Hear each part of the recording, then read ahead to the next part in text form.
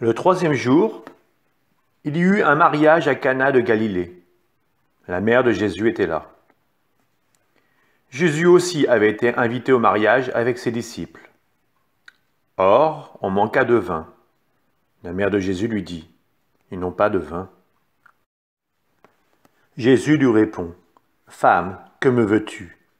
Mon heure n'est pas encore venue. » Sa mère dit à ceux qui servaient, « Tout ce qu'il vous dira, faites-le. » Or, il y avait là 6 jarres de pierre pour les purifications rituelles des Juifs. Chacune contenait 2 à 3 mesures, c'est-à-dire environ 100 litres. Jésus dit à ceux qui servaient, « Remplissez d'eau les jarres. » Et ils les remplirent jusqu'au bord. Il leur dit, « Maintenant, puisez, et portez-en au maître du repas. » Ils lui en portèrent.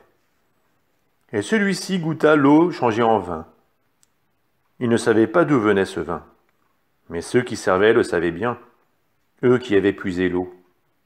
Alors le maître du repas appelle le marié et lui dit, « Tout le monde sert le bon vin en premier, et lorsque les gens ont bien bu, on apporte le moins bon.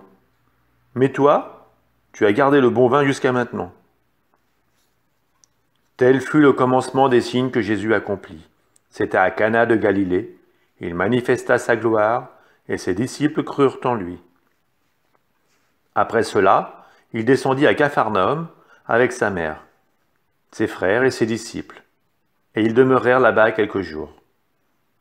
Comme la Pâque juive était proche, Jésus monta à Jérusalem. Dans le temple, il trouva installés les marchands de bœufs, de brebis et de colombes, et les changeurs. Il fit un fouet avec des cordes et les chassa tous du temple, ainsi que les brebis et les bœufs. Il jeta par terre la monnaie des changeurs et renversa leur comptoir. Et dit aux marchands de colombes, « Enlevez cela d'ici, cessez de faire de la maison de mon père une maison de commerce. »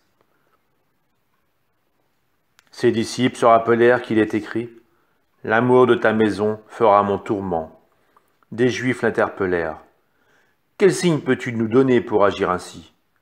Jésus leur répondit, « Détruisez ce sanctuaire, et en 3 jours je le relèverai. » Les Juifs lui répliquèrent, « Il a fallu 46 ans pour bâtir ce sanctuaire, et toi, en 3 jours, tu le relèverais. » Mais lui parlait du sanctuaire de son corps. Aussi, quand il se réveilla d'entre les morts, ses disciples se rappelèrent qu'il avait dit cela. Ils crurent à l'Écriture et à la parole que Jésus avait dite.